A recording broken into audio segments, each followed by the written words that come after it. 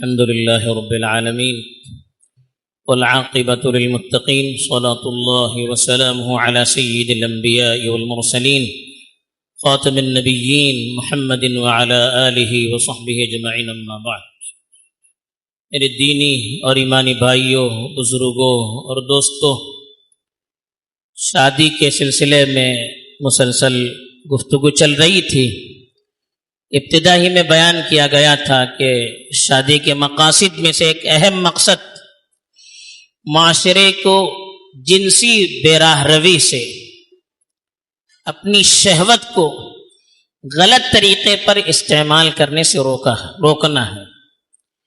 مرد اور عورت کے اندر جو جنسی خواہش ہوتی ہے، ایک فطری خواہش ہے، اس کو صحیح طریقے پر کیسے استعمال کیا جائے، اس کے لیے تو شادی کا بندھن اسلام نے اس کو رواج دینے کے لیے کہا. دوسرے، میاں بیوی کے اندر محبت دائمی ہونی چاہیے، وہ دونوں ایک دوسرے پر مکمل اعتماد کریں،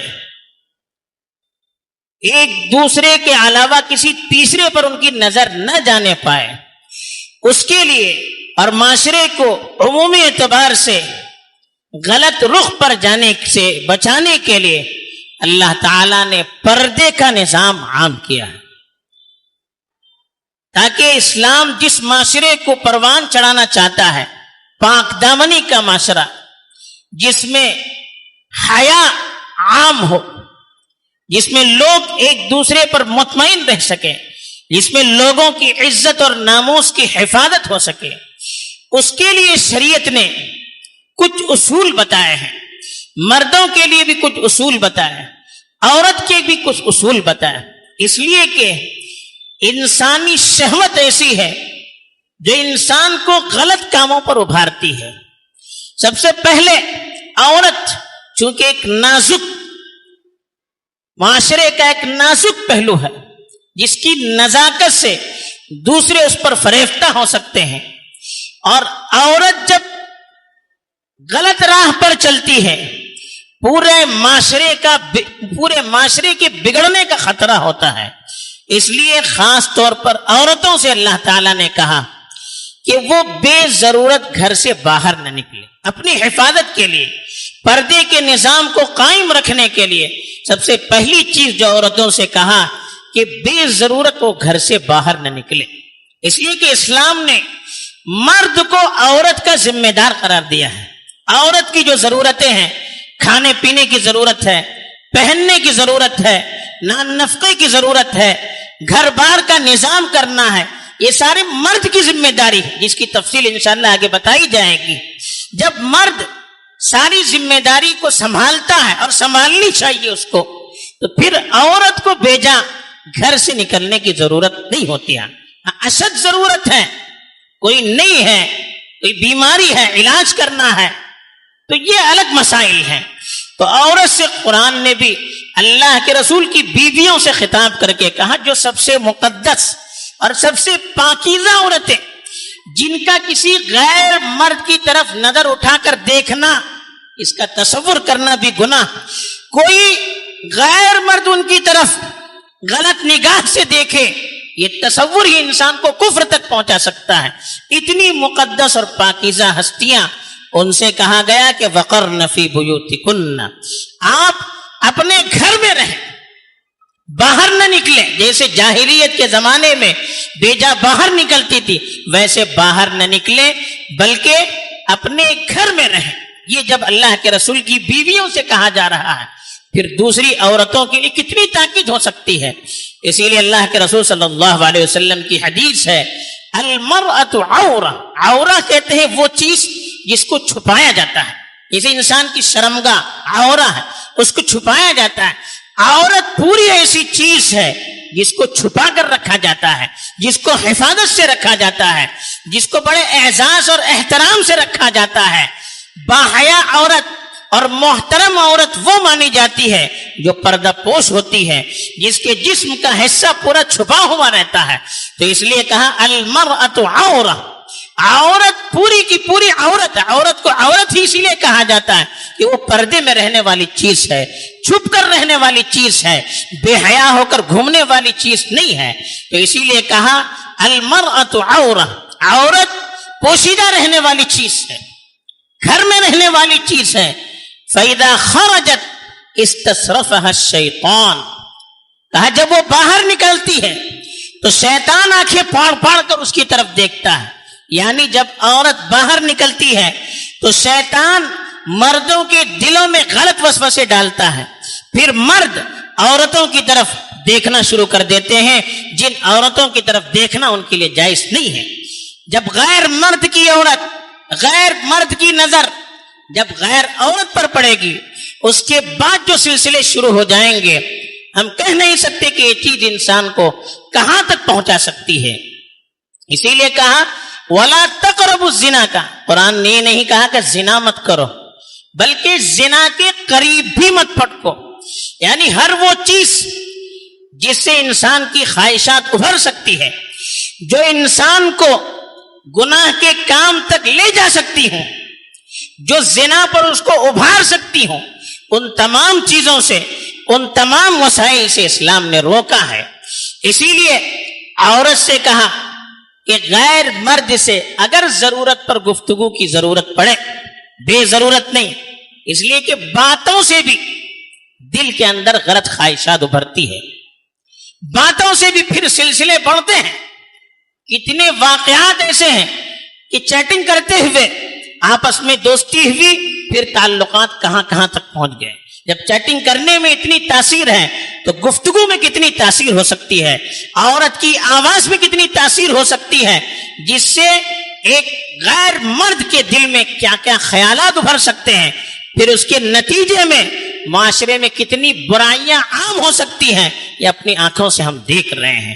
تو اس لیے اللہ کے رسول کی بیویوں سے خطاب کر کے کہا اگر تمہیں بات کرنے کی ضرورت پڑے کسی غیر مرد سے، فلا تخضعن بالقول، میٹھی میٹھی باتیں مت کرنا، نرم و نازک آواز سے، اپنی نسوانی آواز سے بات نہیں کرنا، بلکہ کڑک آواز سے بات کرنا، تاکہ سامنے والے کے دل میں غلط خیال نہ ابھرنے پائے.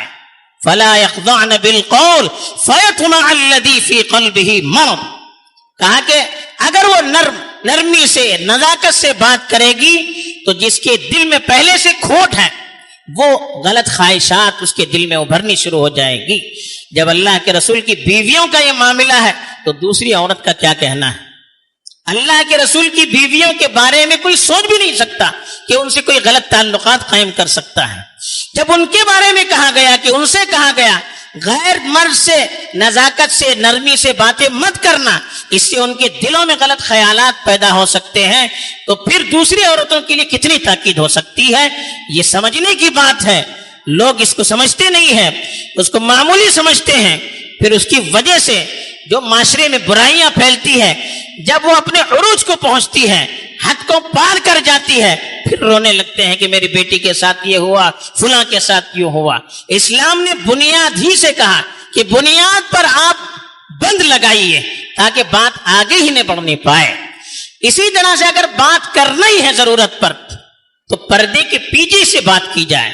فَاسْأَلُوهُنَّ مِن وَرَاءِ حِجَابٍ ذَلِكُمْ أَطْهَرُ لِقُلُوبِكُمْ وَقُلُوبِهِنْ، کہا کہ وَإِذَا سَأَلْتُمُوهُنَّ، مردوں سے کہا کہ اگر رسول کی بیویوں سے تمہیں کوئی بات کرنی ہے، کوئی سوال کرنا ہے، تو پردے کے پیچھے سے سوال کیجئے.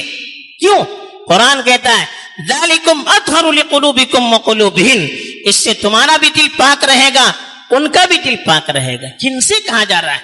صحابہ سے کہا جا رہا ہے. کن کے متعلق کہا جا رہا ہے؟ ازواج مطہرات کے متعلق کہا جا رہا ہے. تو کیا ہمارا معاشرہ صحابہ سے بڑھ کر ہو گیا؟ ہمارا معاشرہ، ہماری عورتیں ازواج مطہرات سے بڑھ کر ہو گئی کہ وہ سامنے سامنے باتیں کر رہے ہیں، ایک دوسرے کے ساتھ بیٹھ رہے ہیں، گفتگو ہوتی ہے، کوئی پرواہ نہیں. بات کی جائے تو کہتے ہیں کہ یہ کہاں کی سختی ہے. جب ازواج مطہرات کے بارے میں اتنی تاکید تو دوسروں کے بارے میں کتنی تاکید ہو سکتی ہے. تو یہ عورتوں سے کہا گیا. اسی طرح سے مرد اور عورت دونوں سے کہا گیا ایک اجنبی مرد دوسری اجنبی مرد پر نگاہ نہ ڈالے، ایک اجنبی عورت दूसरे अजनबी मर्द पर निगाह न डाले, इसलिए कि दोनों एक दूसरे के लिए पर्दा है। औरत का देखिए चेहरे और हथेली के अलावा यूं तो पूरा बदन पर्दा है, लेकिन गैर मर्द के लिए उसका चेहरा भी पर्दा है। गैर मर्द के लिए, अजनबी मर्द के लिए उसका चेहरा भी पर्दा है। इसलिए मोमिनों से कहा कुल लिल मुमिनीना यगुद्दू मिन अबसारिहिम, कि मोमिनों से कह दीजिए वो अपनी निगाहों को नीची रखें। रास्ते में जाते हैं, औरतें होती हैं, गैर औरतें भी होती हैं, बेपर्दा भी होती हैं, तो आप अपनी निगाहों को नीची रखिए। ये मर्दों से कहा गया। वयहफज़ू फुरूजहुम, फायदा क्या होगा? आपकी शर्मगाह की हिफाजत होगी। इसलिए कि नजर तक महदूद नहीं होती है, उसके असरात दिल पर पड़ते हैं, फिर उसके जरिए से मर्द और औरत दोनों गलत काम पर मजबूर हो जाते हैं।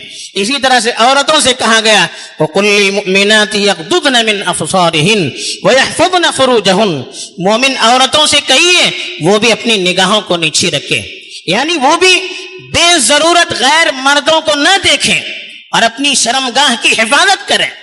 हजरत अली से कहा अल्लाह के रसूल सल्लल्लाहु अलैहि वसल्लम ने ला तुत्बिइन नज़रत नज़रा, कि एक नजर जाते जाते अगर पड़ जाए, जाते हम जा रहे हैं रास्ते में किसी गैर औरत पर नजर पड़ गई, हजरत अली से अल्लाह के रसूल ने कहा फौरन नजर हटा दीजिए, दोबारा फिर मत देखिए।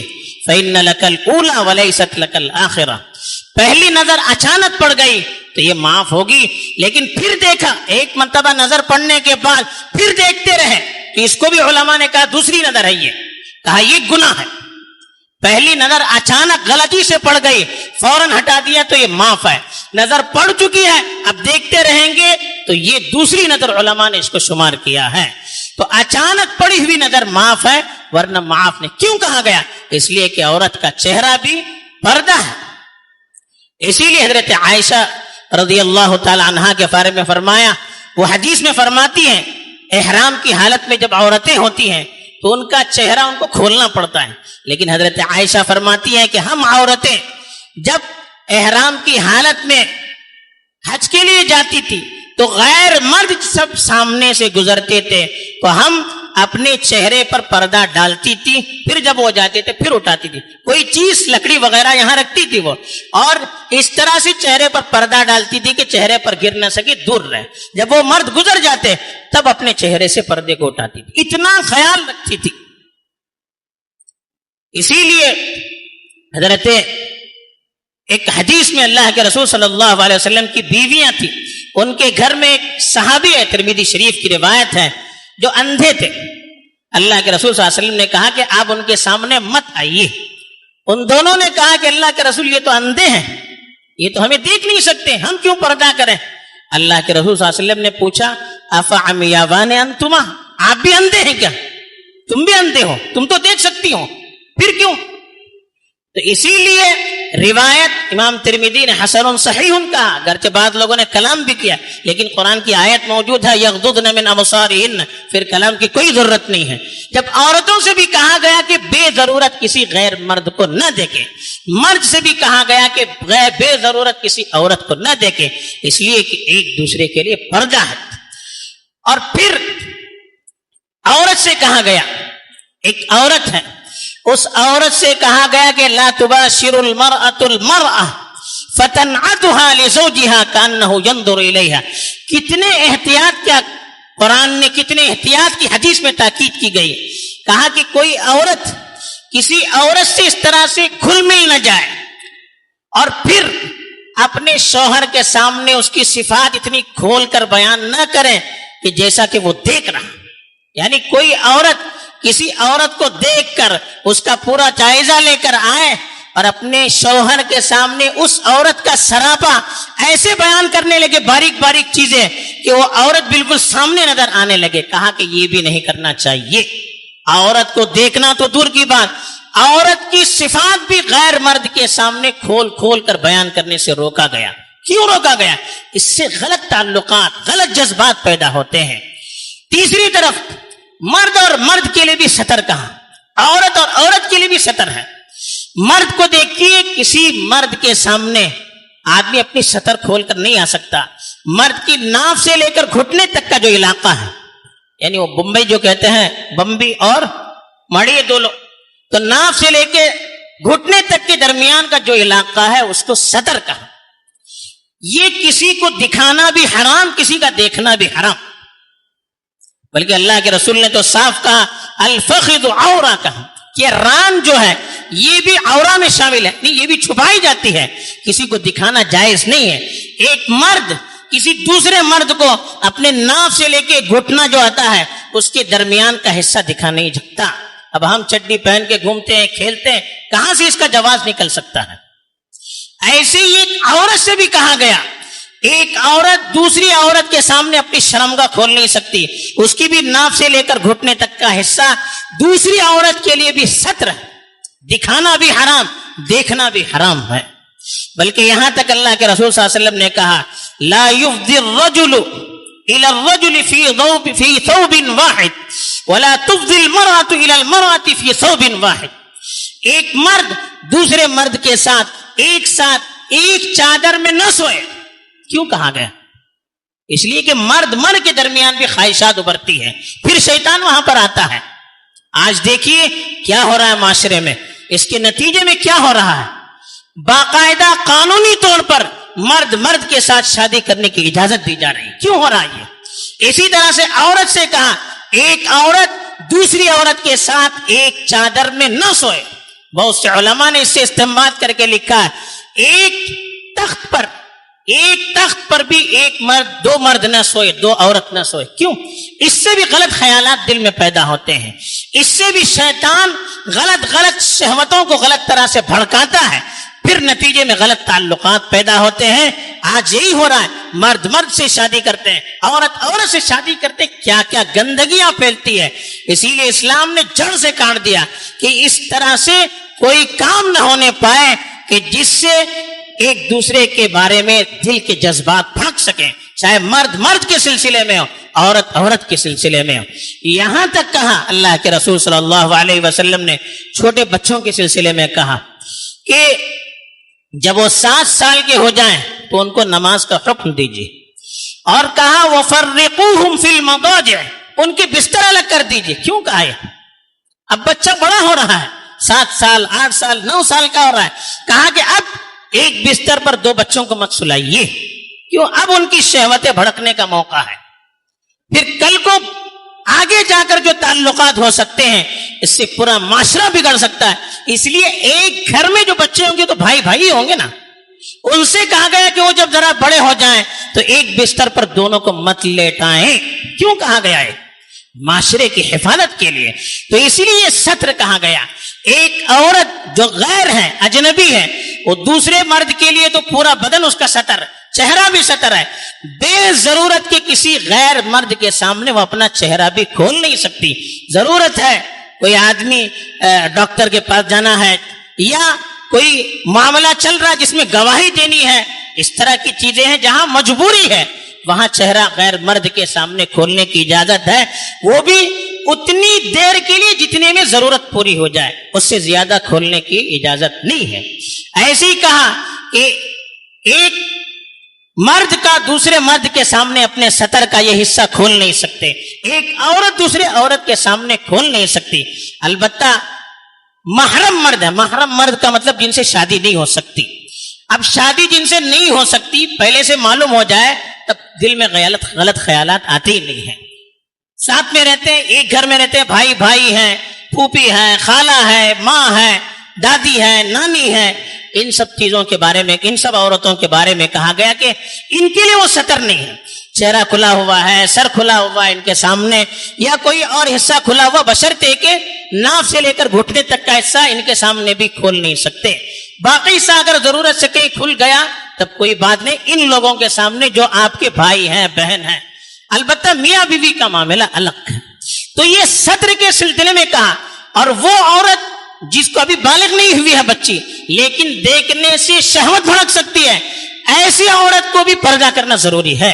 جب پردہ کرنا بھی ضروری ہے اور اس کو چھونا بھی حرام ہے، غیر عورت کو چھونا بھی حرام ہے، اس لیے کہ اس سے بھی لذت پیدا ہوتی ہے، اس سے بھی شہوت بھڑکتی ہے.